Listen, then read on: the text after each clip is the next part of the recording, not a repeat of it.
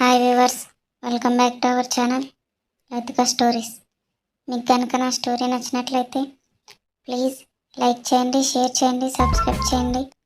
అంతేకాకుండా కొత్త వాళ్ళు ఎవరైనా ఛానల్ చూస్తున్నట్లయితే ప్లీజ్ సబ్స్క్రైబ్ చేసి మీ సపోర్ట్ నాకు ఇవ్వండి. చాలామంది వీడియోస్ చూసి వెళ్ళిపోతున్నారు. Please like, share and subscribe. ఇంకా ఈరోజు స్టోరీలోకి వెళ్ళిపోదాం. అప్పుడే సడన్గా కరెంటు పోయింది. స్నేహ చాలా టెన్షన్గా ఫీల్ అయింది.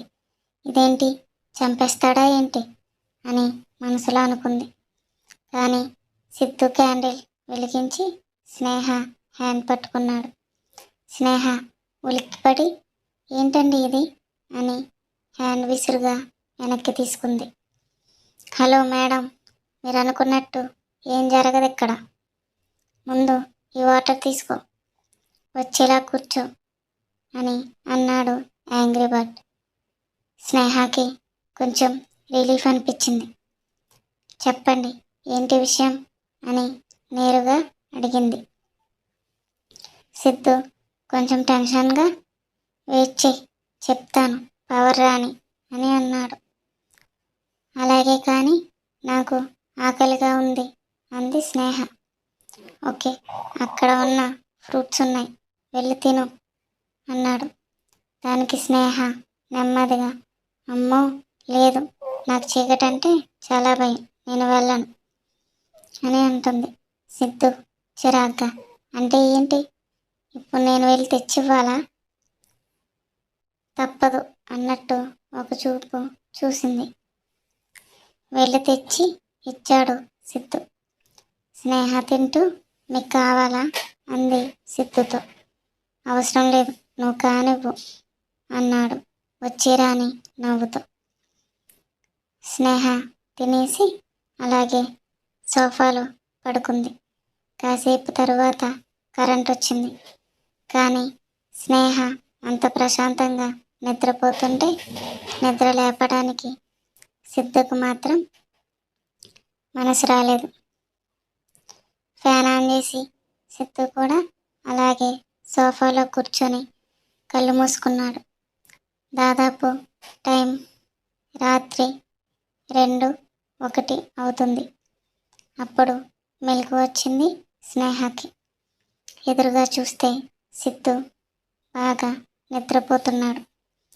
ఎప్పుడు కోపంగా ఉండే మనిషి నిద్రపోయేటప్పుడు మాత్రం చిన్నపిల్లాడిలా ఉన్నాడు అని సిద్ధుని ప్రేమగా కళ్ళ నిండా చూసుకుంటూ చిన్నగా నవ్వుతూ, ఇలాగే నిద్ర లేచిన తర్వాత కూడా ఉంటే ఎంత బాగుండు కదా అని తనలో తానే అనుకుంది. తను అలానే చూస్తూ ఉన్న ఎంతసేపటికి నిద్ర పట్టలేదు సరికదా. సిద్ధుకి కొంచెం చలికి వణుకుతున్నట్టు అనిపించింది. వెంటనే దుప్పటి తెచ్చి సిద్ధుకి కప్పి ఫ్యాన్ స్పీడ్ తగ్గించింది. అలాగే కాసేపు వాక్ చేస్తూ అటు ఇటు తిరుగుతూ ఉంది. గుండె చాలా భారంగా అనిపించింది. ఎందుకు తన జీవితం ఎలా ఉంది అనుకుని బాధపడుతూ నిద్రపోతున్న సిద్ధు దగ్గరికి వెళ్ళి సోఫా కింద కూర్చుంది. సిద్ధు, ఇష్టం ప్రేమ లేని పెళ్ళికి అసలు విలువ ఉండదంటే నేనిప్పుడు మీ దృష్టిలో విలువలేని మనిషిగా ఉన్నాను అనే కదా అర్థం.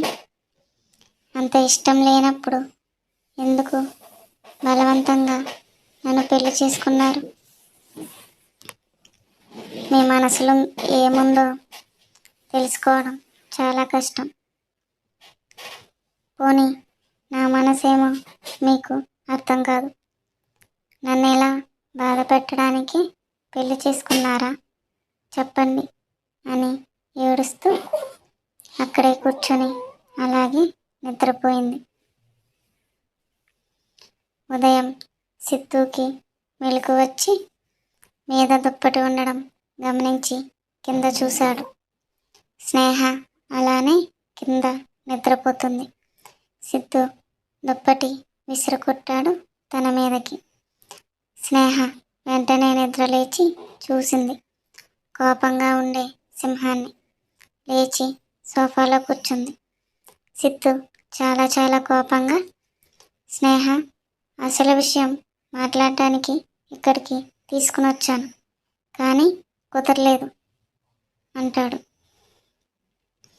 చెప్పండి అంది స్నేహ. సిత్తు పైకి లేచి, చెప్పడానికి ఏమీ లేదు. నీ మనసులో ఎవరైనా ఉంటే చెప్పు, వాళ్ళకిచ్చి పెళ్లి చేస్తాను అన్నాడు ఏమాత్రం ఆలోచించకుండా. ఆ మాట విన్న స్నేహ ఒక్కసారిగా షాక్ అయింది. వెంటనే, ఏంటండి, ఏం మాట్లాడుతున్నారు మీరు? కొంచెమైనా మతుందా మీకు? సిద్ధు, మతుంది కాబట్టి మాట్లాడుతున్నాను. స్నేహ, చూడండి, ఈ పెళ్ళి చేసుకోవడం నాకు అసలు ఇష్టం లేదు, కానీ బలవంతంగా నన్ను పెళ్లి చేసుకున్నారు. ఒకసారి ముడిపడిన తరువాత ఎప్పుడైతే నా మెడలో ఈ తాళి కట్టారో అప్పటి నుంచి ఈ జన్మకి నాకన్నీ మీరే. పెళ్ళికి ముందు నా మనసులో ఎవరూ లేరు, ఇప్పుడు కూడా ఎవరూ లేరు. ఒక భర్తగా మీరు తప్ప నా మనసులో ఇంకెవరికి స్థానం లేదు అని చెప్తుంది. సిత్తు, అది కాదు, నేను చెప్పేది విను. స్నేహ, ఏం చెప్తారు మీరు? కన్యాదానం చేస్తానంటారా? ఇక ఈ విషయం ఇంతటితో వదిలేయండి. లేదు అంటే నేను మావయ్య గారికి చెప్పాల్సి ఉంటుంది. సిద్ధు, చూడు స్నేహ, మా నాన్నగారంటే నాకు గౌరవం ఉంది, కానీ భయం కాదు. ఆయన కోసమే నిన్ను చేసుకున్నాను, కానీ నా వల్ల నువ్వు ఇబ్బంది పడ్డం నాకు ఇష్టం లేదు.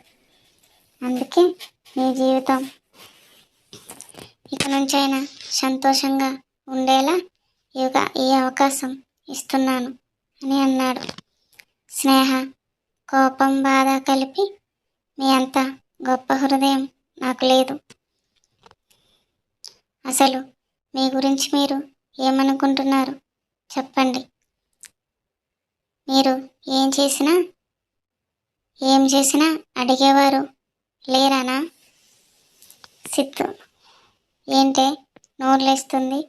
స్నేహ, అవును, ఏంటిప్పుడు? పెళ్ళి జరిగి కనీసం నెల కూడా అవ్వలేదు, అప్పుడే కట్టుకున్న భార్యకి ఇంకో పెళ్ళి చేస్తాడంట. స్నేహ, అవును, స్నేహానే ఒకప్పుడు, కానీ ఇప్పుడు. స్నేహ, సిద్ధార్థ్, ఆ విషయం మైండ్లో పెట్టుకుని మాట్లాడండి, ఏదైనా సరే. సిద్ధు, ఏంటి, వింటున్నాను కదా అని చాలా ఎక్కువ మాట్లాడుతున్నావు అని చెంప చెల్లుమనిపిస్తాడు. స్నేహ కన్నీళ్లతో ఫాస్ట్గా బాల్కనీలోకి వచ్చి ఏడుస్తూ వాళ్ళ అమ్మ వాళ్ళకి కాల్ చేసింది. అటువైపు నుంచి, అమ్మ స్నేహ, ఎలా ఉన్నావు తల్లి అని ప్రేమగా ఆప్యాయంగా అడుగుతారు వాళ్ళు. మీ చెల్లికి కూడా పెళ్ళి కుదిరింది తల్లి, అబ్బాయి వాళ్ళ క్లాస్మేట్, వచ్చే 3 నెలల్లో పెళ్లి చేయాలి అనుకుంటున్నాము అని ఎంతో సంతోషంగా చెప్పింది ఆమె. ఆ టైంలో వాళ్లకు తన బాధ చెప్పి బాధ పెట్టడం కరెక్ట్ కాదని అనుకుని కొంచెం సేపు అలానే నవ్వుతూ వాళ్ళతో మాట్లాడుతూ ఉంది. స్నేహ వాళ్ళ అమ్మగారు, నువ్వు అల్లుడు గారు నెల ముందే రావాలి, అన్నీ మీరే దగ్గరుండి చూసుకోవాలి అంది. దానికి స్నేహ, తప్పకుండా అమ్మా. ఓకే స్నేహ, జాగ్రత్త, ఉంటాను అని ఫోన్ పెట్టేస్తారు ఆవిడ. స్నేహ, నా మనసేంటో తెలుసుకోకుండా మంచి సంబంధమని ఒక్కరోజులో హడావిడిగా పెళ్లి చేశారు. ఇప్పుడు నా బాధ ఎవరికి చెప్పుకోవాలి అని ఏడుస్తూ బాధని దిగమునుకుంటూ లోపలికి వెళ్ళింది. సిత్తు చాలా కోపంగా స్నేహని చూస్తూ ఉన్నాడు. నేరుగా బెడ్రూమ్లోకి వెళ్ళి కాసేపు అలానే ఏడుస్తూ ఫేస్ వాష్ చేసుకొని, నా తలరాత దేవుడు ఎలా రాశాడు, ఏం చేస్తాం అని ఒక నవ్వు నవ్వుకొని బయటకు వచ్చి సిద్ధుని చూడకుండా ఫేస్ పక్కకు పెట్టి, అత్తయ్య వాళ్ళు ఎదురు చూస్తూ ఉంటారు అని అంది. సిత్తు, అయితే ఇప్పుడేం చేయాలి? ఇది కూడా నా ఇల్లే, అర్థమైందా అని గట్టిగా చెప్తాడు. స్నేహ అర్థమైంది అని తన కళ్ళల్లో నీళ్లు తుడుచుకొని, కానీ మనం నిన్న రాత్రి నుంచి ఇక్కడే ఉన్నాము. అక్కడ అత్తయ్య గారు ఒక్కరే మావయ్య గారిని ఎలా చూసుకుంటారు? ఈ విషయం మీకు అర్థమవుతుందా అని అడుగుతుంది.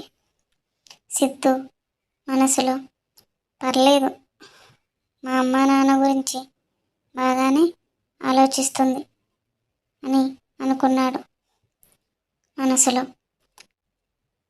సరే, గంట సేపు తర్వాత స్టార్ట్ అవుదాం అని అన్నాడు కోపంగా. స్నేహ తలూపుతూ సరే అనంది. సిద్ధు స్నేహాన్ని చూస్తూ, స్నేహ, నేను నిన్ను ఇన్ని మాటలు అంటున్నా, అయినా నా మీద నీకు అసలు కోపం రావడం లేదా అని కన్సర్న్ వేలో అడిగాడు. దానికి స్నేహ మనసులో, నా జీవితం ఇలా చేసిన మా అమ్మ వాళ్ళ మీదే కోపం లేదు, మీరెంత అనుకుంటూ ఒక జీవం లేని నవ్వు నవ్వుతూ, ఎందుకు కోపం రావడం లేదు? చాలా కోపం వస్తుంది, కానీ